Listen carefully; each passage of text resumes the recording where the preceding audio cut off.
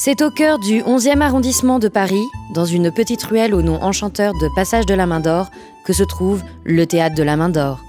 C'est à l'intérieur de ce lieu chargé d'histoire que va se jouer à partir du 19 novembre une pièce qui fait déjà polémique, Le mariage pour tous. Alors, pourquoi autant de bruit autour de cette comédie potache, pourtant annoncée, drôle et divertissante? Nous avons donc cherché à en savoir plus et avons demandé à rencontrer l'auteur et le metteur en scène de cette pièce, l'humoriste très controversé, Dieudonné. Dieudonné, bonjour. Bonjour. Vous êtes juive? Vous êtes quoi exactement? Vous êtes lesbienne? Est-ce qu'on pourrait parler de votre pièce, Le mariage pour tous? Pourquoi faire? Peut-être pour informer les personnes qui seraient susceptibles de venir vous voir. Est-ce que vous pensez vraiment que vos responsables vont vous laisser diffuser des images qui feraient la promotion de cette pièce de théâtre? Et qu'est-ce qui vous ferait croire, qu'est-ce qui vous fait croire ça, qui n'accepterait pas? Parce que j'ai un peu d'expérience, ma pauvre petite. Vous travaillez pour le service public, madame, réveillez-vous. C'est eux qui ont fait voter la loi du mariage pour tous, donc ils vont pas faire la promotion d'une pièce qui se positionne clairement contre le mariage pour tous. Hein, faut que ça soit clair. La pièce Le mariage pour tous que j'ai mis en scène est clairement contre cette loi de merde. Mais attention, hein, ça n'est pas un spectacle homophobe, que les choses soient claires. Ah, donc vous nous rassurez là-dessus. Parce que là, je vous vois venir, la presse n'allait pas titrer... Non, c'est bien pire que ça. Homophobe, c'est gentil. Moi, je dirais que c'est une pièce, comment dire, homovore.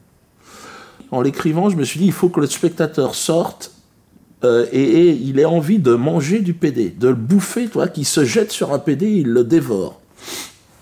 Vous avez d'autres questions? Oui, tout à fait.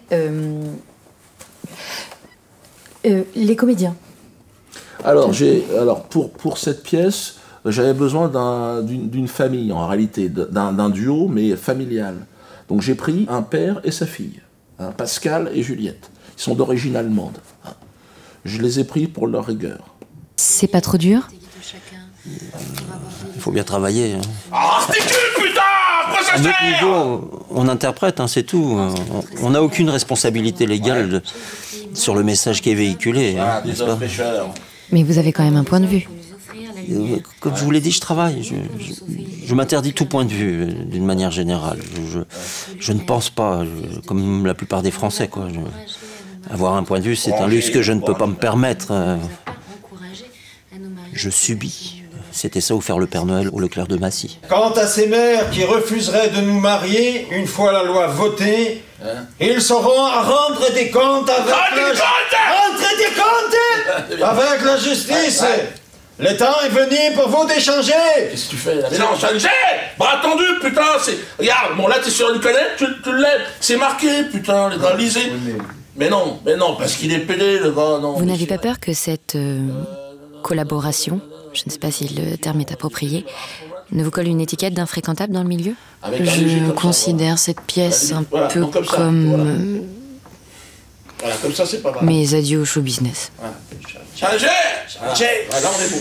Que je n'ai jamais rencontré d'ailleurs. Mais... Et l'idée de casser le poignet, c'est pas bête. Nous avons pu voir des répétitions tout à l'heure. Oui. Votre façon de travailler pourrait choquer quand même plusieurs personnes. Allez.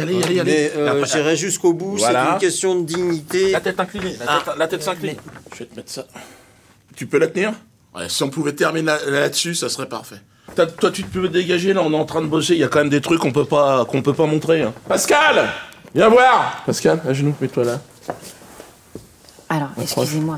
Là, par exemple, approche, n'aie pas peur. Allez-y, dites-lui. Non, je crois que là, ça devient ridicule. Non, dites-lui, parce que... Attendez, ça n'est pas possible. Vous ne pouvez pas demander à votre comédien de se mettre à genoux à côté de vos communicateurs. Dites-lui devant! C'est complètement aberrant. Là, on est... T'es pas content d'être là? Non, arrêtez. T'es pas sorti de la merde? Non, écoutez, Bon, je pense qu'on va se calmer tout de suite. Excusez-moi. Ouais. Est-ce qu'on... Regarde tes godasses! Est-ce qu'on peut demander à cet homme de se relever? C'est ridicule. Non, il restera là. Nous pensions en avoir fini avec la haine. Force est de constater que le ventre est encore fécond, d'où a jailli la bête immonde. La rédaction et moi-même vous invitons à ne pas vous rendre à ce spectacle de la honte. Il doit exister un front républicain de la culture, un front républicain du rire.